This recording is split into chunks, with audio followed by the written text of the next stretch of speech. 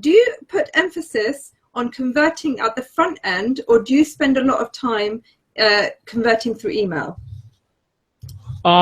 All the above. I created a product called Fantastic Follow-Up about a year ago, and it's basically like a brain dump of like my 8 years doing conversions. And when people say, well, what do you focus on? I don't want to say like everything because it sounds overwhelming, but like the point here is like with my funnel, I know what the next step in the process is.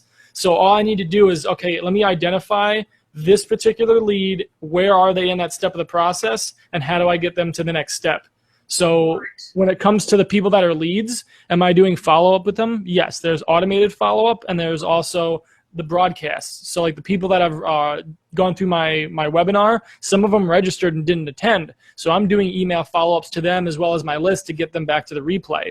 But what about the leads that actually clicked on the button at the end of the webinar and they went through a form that's got, name, email, their phone or Skype. It tells me how many leads they wanted to generate, how many leads they want me to generate for them, and what their autoresponder service is. So those people, they had already kind of raised their hand saying that, yes, I'm interested in ordering, but they didn't pay for their initial consultation yet. So here we are. They're not a cold lead anymore. I know that they've at least gotten to the website, gotten enough information to want to place an order, but they haven't placed that initial order yet. Okay, well, what's the next step in the process for them? So we've got a spreadsheet where I've got my assistant manually emailing, Skyping, doing phone calls to contact all these people. Hey, by the way, your $97 consult, I don't know if it was an issue with PayPal or you're waiting for a paycheck or there was an error on the form or whatever it was, but here's the link again to get to PayPal. So going through that extra little effort of doing that meant that instead of 16 sales, we got 21. You know what I mean? It can literally be like, that doesn't sound like, oh, it was only a couple more. Let's say it was 18 or 21 instead of 18 sales. That's only 3 sales. But if you look at 3 out of the 18, what is that, like a sixth? Yeah, so that's a 16% increase in sales by sending out a couple of manual emails. So most people, again, they're just trying to email their list and that's it. So we're doing webinars. We're going to upload the list to Facebook and remarket to them, which means that people that have hit your website, you can actually advertise specifically to those people.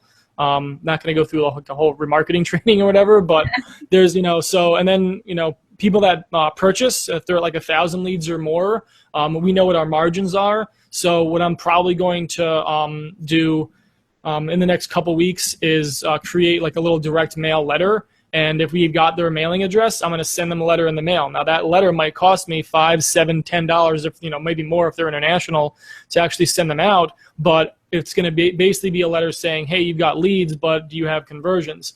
We want to be able to help you out with that. Go ahead and go to this website, fill out a form. And what are we going to do with that? We'll contact them, see if they need a sales funnel built, see if they want consulting, see if they need my follow-up course. So it's basically like you can follow up in any way, shape, and form that you want, but you need to be very proactive about it. So many people are kind of sold on this, I don't want to say lie, this little fib of automated systems doing all the work for you, automated income online, hands off, sit behind a computer. Just send us traffic, we'll do all the work. Every single top earner and every single opportunity that I've ever met have all had personally branded sales funnels and all do their own follow-up and are very proactive at generating those sales.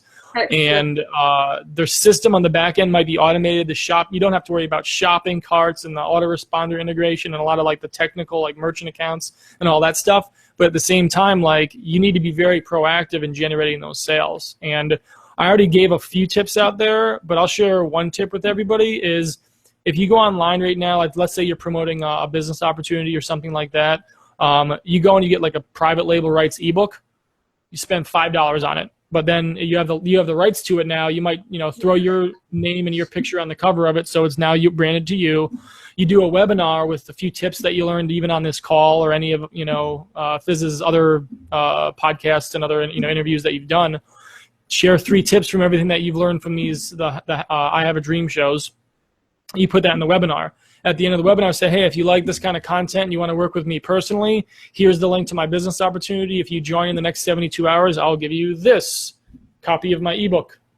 whatever. So now it's the same opportunity as it was last week, but you're leading with value. You're building that trust and rapport with your list through the webinar, and you're giving them an additional piece of value if they, sense of urgency, order within the next 72 hours or by Friday at 9 p.m. or something, Eastern Standard Time or something like that.